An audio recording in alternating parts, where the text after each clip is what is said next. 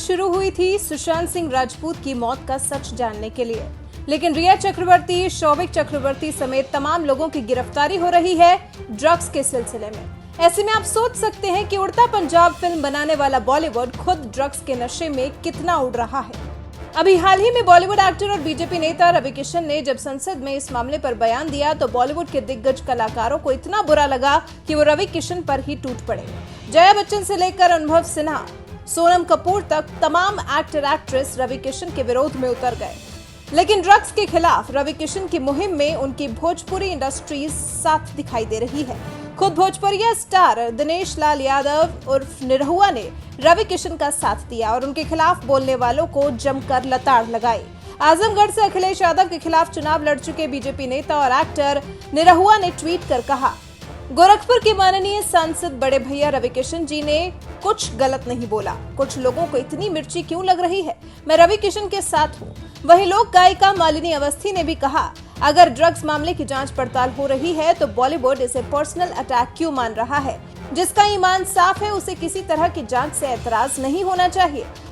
बॉलीवुड में drugs connection को लेकर सांसद रवि किशन ने सोमवार को लोकसभा में कहा था कि ड्रग्स का कल्चर देश में बढ़ रहा है और इसके तार बॉलीवुड से भी जुड़े हैं। ऐसे में जांच की जानी चाहिए। मुझे शून्यकाल में बोलने का अवसर प्रदान करने के लिए मैं आपका आभार प्रकट करता हूं। आज मैं सदन का ध्यान अपने देश के एक बहुत बड़ी समस्या की तरफ दिलाना चाहता हूं।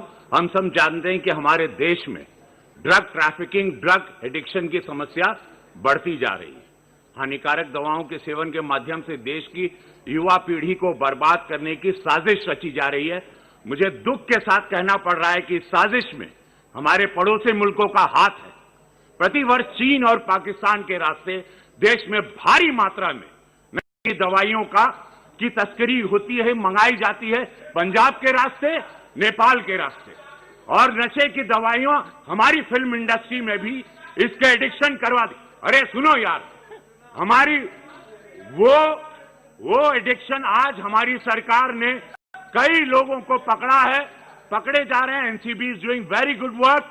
बट महोदय, दुख की बात है कि इस प्रकार की गतिविधियां हमारी इंडस्ट्री के द्वारा भी, जहां पे स्टारों को देखा जाता है, उनको रोल मॉडल माना जाता है, तो मैं आपके माध्यम से केंद्र सरकार से आग्रह करता हूं, अपनी सरकार से, जो हिसाब से आज हम लोग एकदम इनको चारों तरफ पकड़ रहे हैं, तो ये सख्त कार्रवाई की जाए, दोषियों को जल्द पकड़ा जाए, उन्हें उचित सजा दी जाए तथा पड़ोसी देशों की जो साजिश है युवा पीढ़ी को बर्बाद करने की, उस पर रोक लगाई जाए। महोदय, धन्यवाद। रवि किशन के इसी बयान पर भड़की समाजवादी पार्टी से सांसद जया बच्चन ने राज्यसभा में कहा था कि जिस थाली में खाते हैं उसी में छेद करते हैं।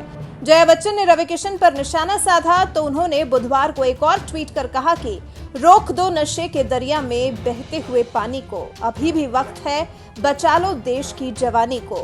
वक्त रहते जो न जागे तुम तो अनर्थ हो जाएगा, नशे की लत से तुम्हारा सारा जीवन व्यर्थ हो जाएगा। रवि किशन ने बॉलीवुड के ड्रग्स कल्चर के बारे में जिक्र किया, छेड़ा जैसे बॉलीवुड में हंगामा मच गया। इस बुरी लत पर भी बॉलीवुड दो खेमों में बंट गया, जबकि कम से कम ड्रग्स जैसी बुरी लत के खिलाफ बॉलीवुड को एकजुटता दिखानी चाहिए थी।